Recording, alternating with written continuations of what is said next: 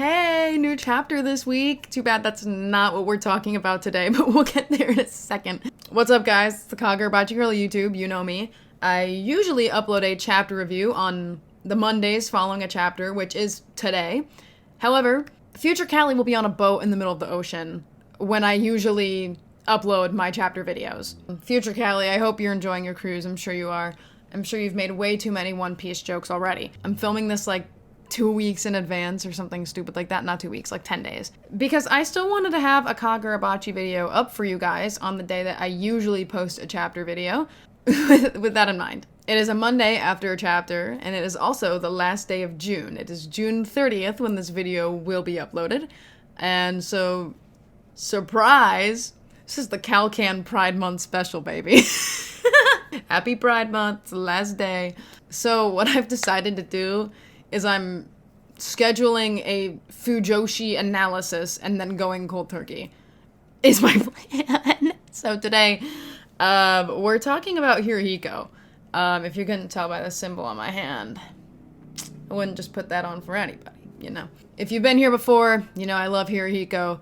Something I haven't talked much about, I might have joked about it a couple times maybe, knowing me, I probably have. Hiruhiko is a little like, you know, like, at the end, or I guess throughout, I will be giving kind of my answer to the question that some of us have, which is, what exactly are Hiruhiko's feelings towards Chihiro? Really, we're answering if I think Hiruhiko's gay, specifically for Chihiro, which is a pretty fun topic, I think. I'll give my findings and then give my opinion on the matter.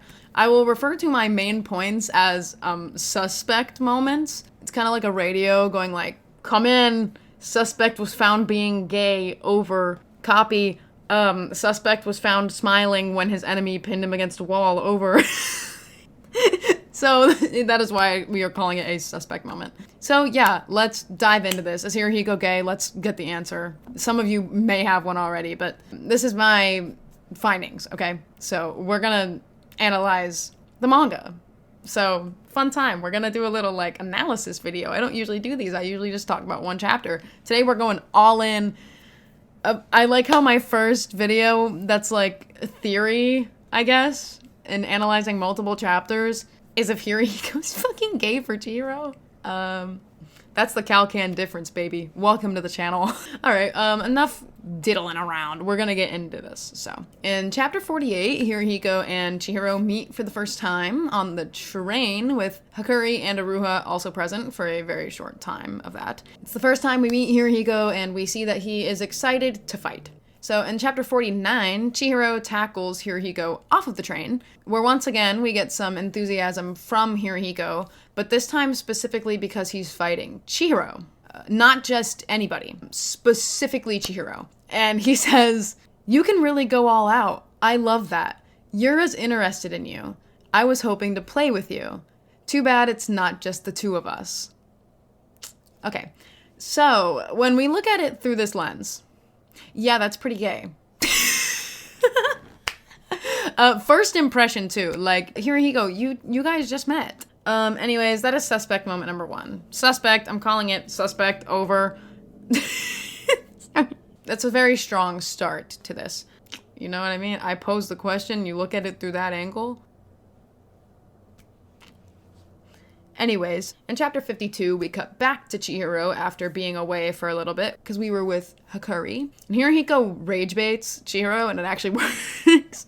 Chihiro was not having it. And Hiruhiko is talking about how he's been waiting for this, and how they're both 18, and that since they both had blood on their hands at a young age, that they could be friends. And they scuffle a little more, and then Hiruhiko goes off to his play, which has nothing to do with the video, but him spoiling the fucking play for that one person was so funny. So Chihiro comes crashing through the ceiling of the play. Hiruhiko makes the point to the average person, "You're a monster. Don't you see?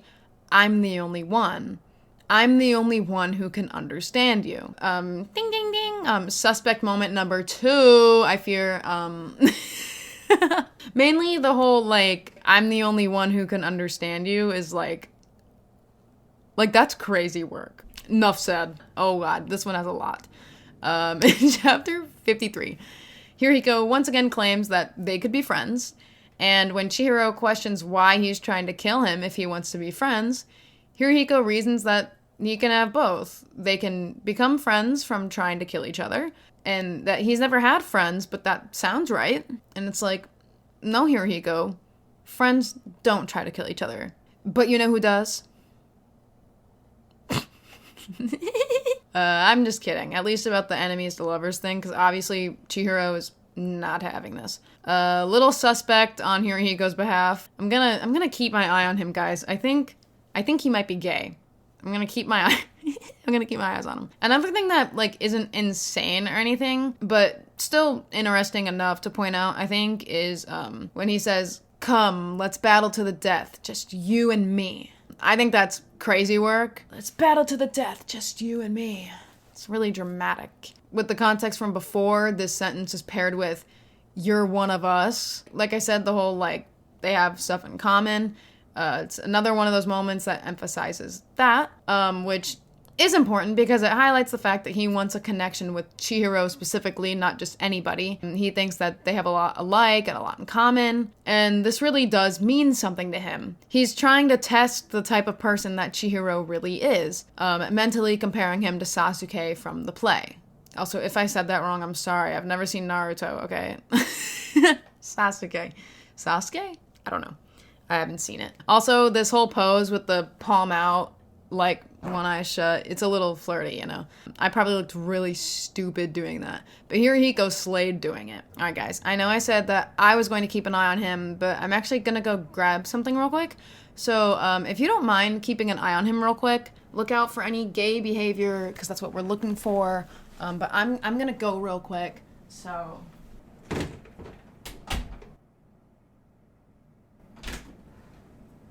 You guys said that you were gonna watch him! And now Chihiro's talking about how he's gonna send Hiruhiko to hell.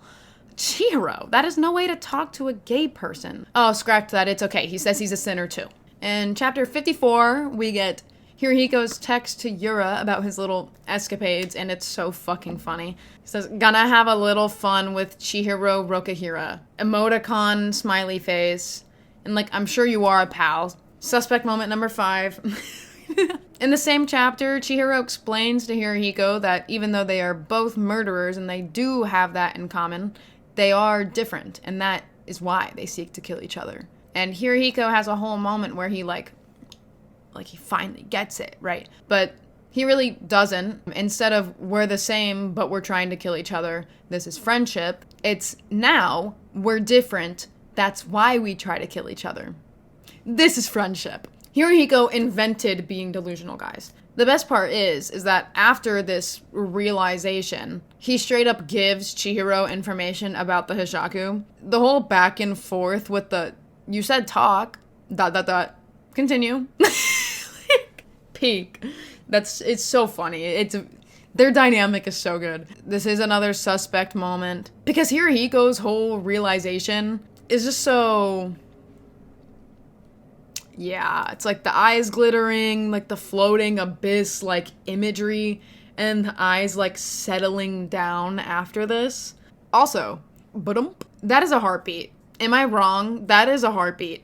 So, suspect moment number 6. Also, I cannot ignore that for somebody who freshly got their arms cut off, and he's being pinned to a chair, he's a bit smiley. Chapter 57 is more of Hiruhiko and Chihiro talking. Hiruhiko mentions school and points out that it's a cozy place where neither of them belong. Once again, pointing out the whole we're the same thing going on here, pointing out something that he thinks that they have in common. And then he aura farms during this and times the conversation with Kumiyuri dropping in. It's like, are you trying to impress somebody? I think you are. I think you're trying to impress little Chihiro here. 59 is an interesting one. So, when we're back with the Hishaku, Hiruhiko is getting his arms sewn on and mentions Chihiro disappearing right when it got good. Paraphrased, Genus Hishaku is like, what do you mean it was getting good? You got lucky, dog. And Hiruhiko says, think about it.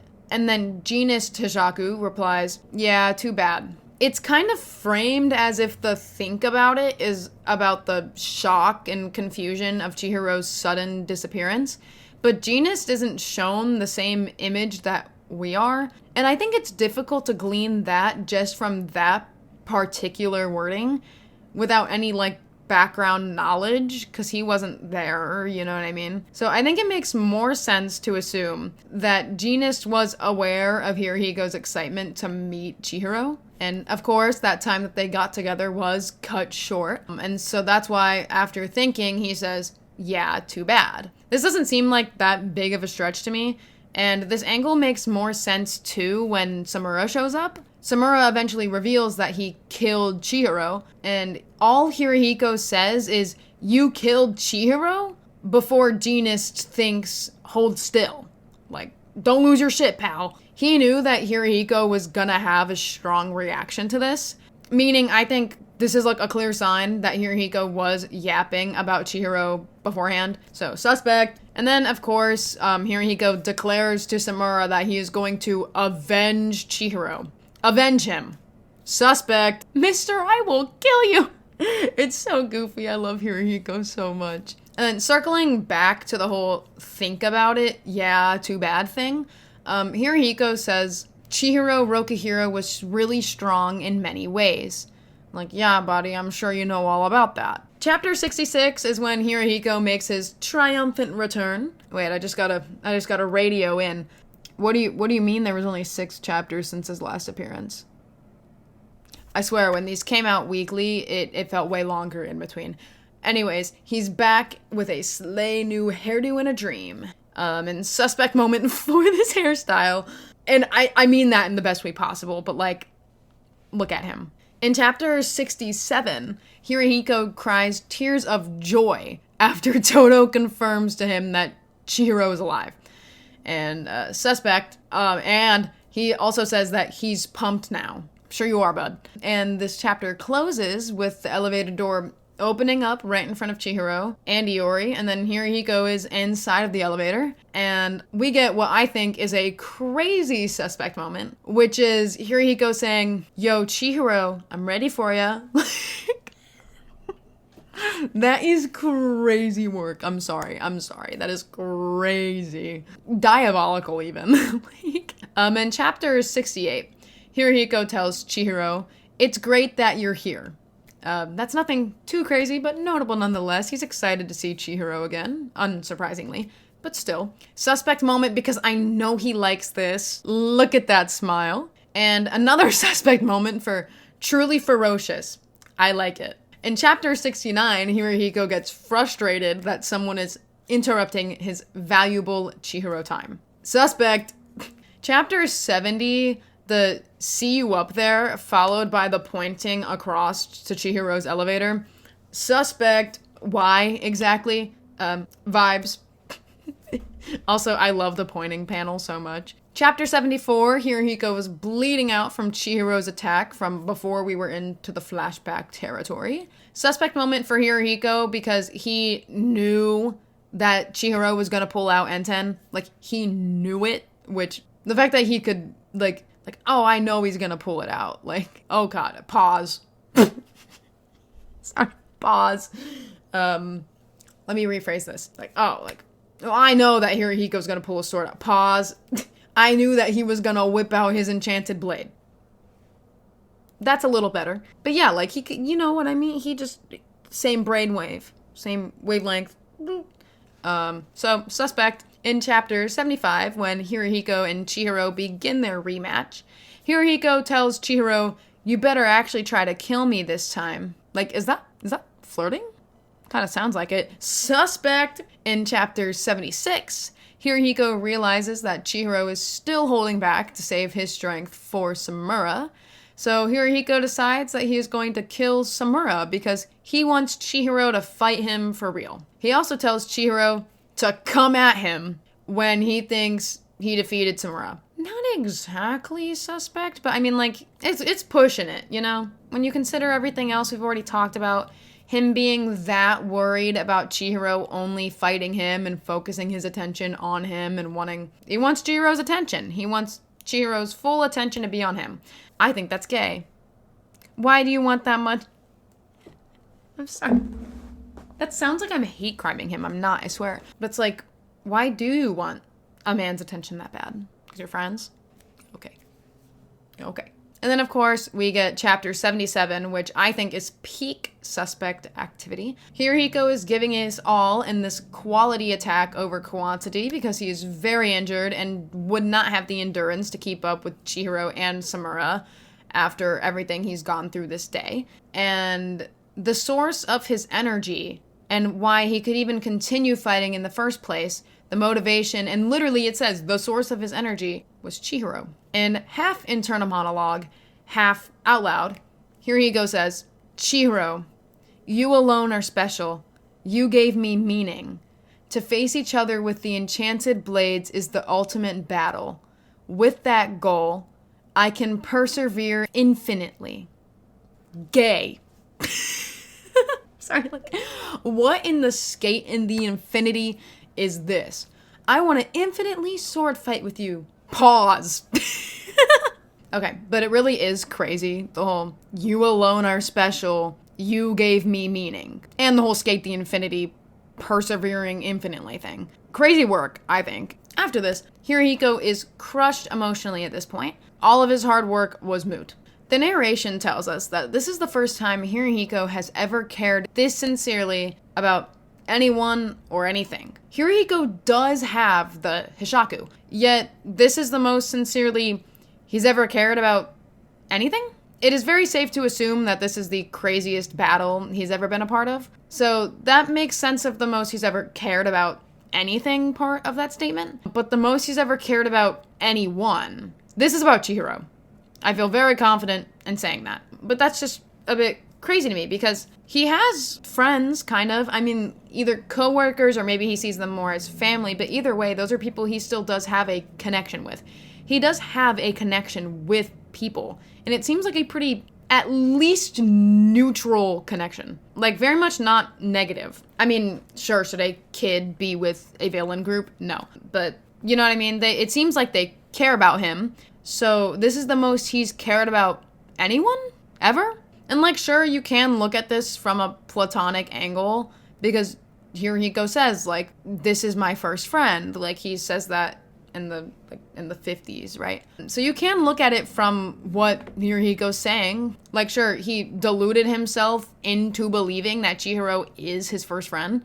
But I just think the strength of his emotions can lead this somewhere past friendship, at least from his perspective. His perception of friendship is screwed anyways. What he sees as friendship isn't actually friendship at all. So why do we have to believe Hiruhiko when he says that he's looking for friendship from Chihiro? Like, let me cook. I'll continue this thought in a second. In chapter 78, when Kuguri and Todo get Hiruhiko the hell out of there, while they discuss what occurred and what's next, Hiruhiko suddenly interrupts with a plea to kill him. Then it's followed by, those eyes.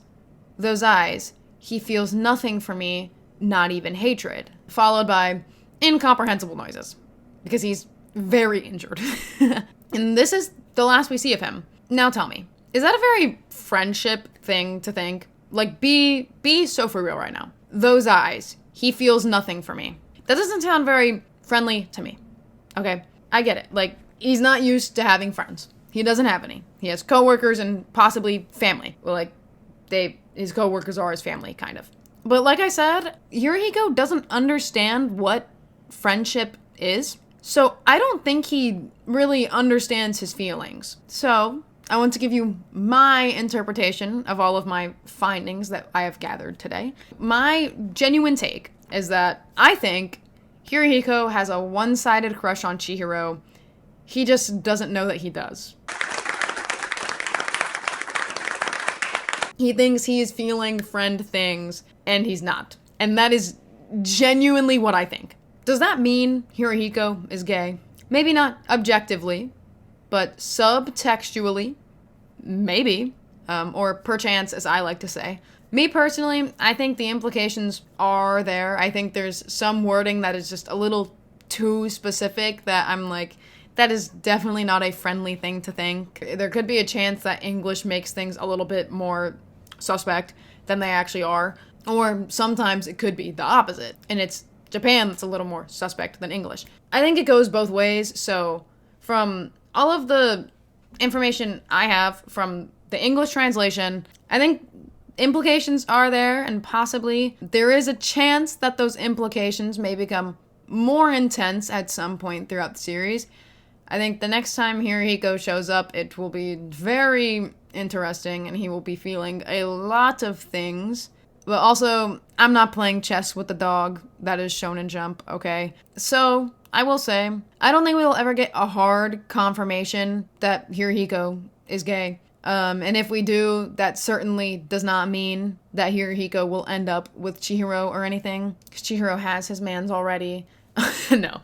But, like, realistically, the implications can be there as much as we think. That doesn't mean anything will get confirmed. Look at Sadasugu. And yes, there is a lot of subtext there, and I won't take any, like, they're brothers, shut the fuck up. So, what do you think about all of this? Like, what is your interpretation? I laid out my findings for you. I want to hear what you think of all of this. If you think that I'm dumb, go ahead and think that, this is just my theory. Is that even, like, is that a theory?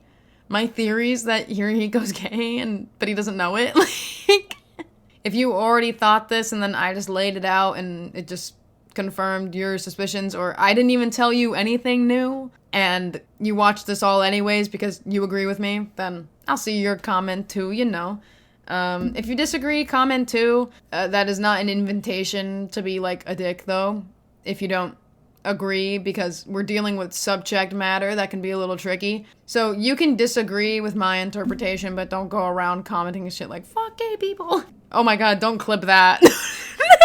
Pause. Oh god.